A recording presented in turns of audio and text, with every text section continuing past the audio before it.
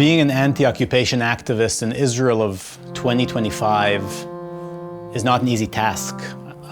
You can't really do it without community and friends and a supportive family. I'm privileged and lucky enough to have a supporting family and also members of my extended family that I can get inspiration from for my work.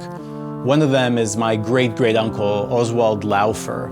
Oswald was an anti-fascist activist who fought in the streets of Germany and was murdered the day Hitler came to power. Growing up with this story in my family's history was an important step in my ability to face hardship.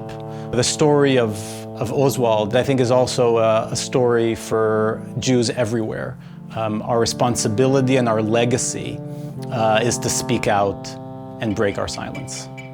My name is Avner Gvaryahu. For the past 15 years now, I've been part of the anti-occupation movement, where most of those years I've been a member of Breaking the Silence. Breaking the Silence is a group of former Israeli soldiers, men and women who have served themselves in the occupied Palestinian territories, folks that were tools of war. But from our experience, we understood how corruptive and how dangerous this oppression is, and decided to speak out, to break our silence about what we were asked to do, and use our voices, to use our testimonies to be a tool of change.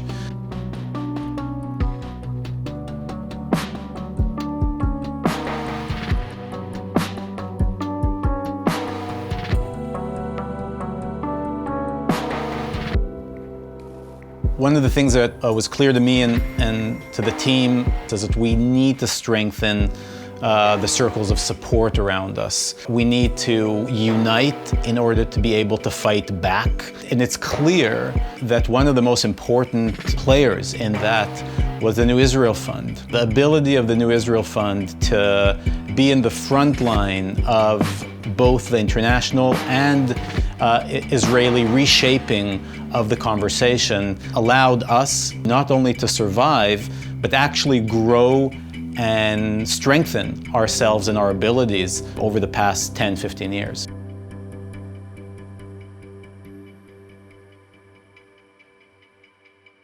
So October 7th hit me and all of us very close to home. You know, many of the victims of the horrific Hamas attack on that day were peace activists, members of the human rights community. Some of our members were murdered on that day. The horrific crimes carried out by Hamas were ones that are still shaking us. As an organization that was really focused on the way the army conducts its operations, we feared what would come. Even in the first couple weeks, we started hearing testimonies from soldiers, and definitely at this point, 2 years in, understanding how much the army has basically lost all red lines in their attack on the Strip is horrifying.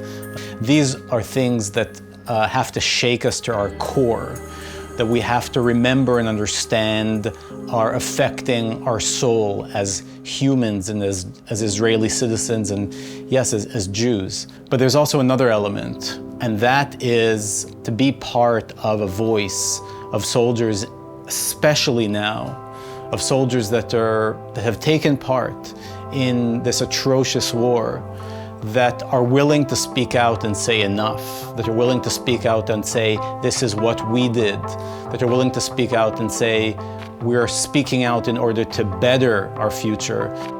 So I left Breaking the Silence about a year ago in a very challenging moment for the organization, but in excellent hands.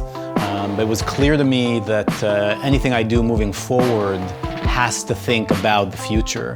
I've been working with OFIC, that does a lot of international and local advocacy around the conflict. And specifically, I've been working on ways for the human rights sector to continue to operate in the ever-shrinking democratic space that we have in Israel. Breaking the silence without people hearing our silence breaking means nothing. But breaking our silence to a community that can then take those experiences and help educate themselves is exactly what allows a critical movement that understands that silence is not an option.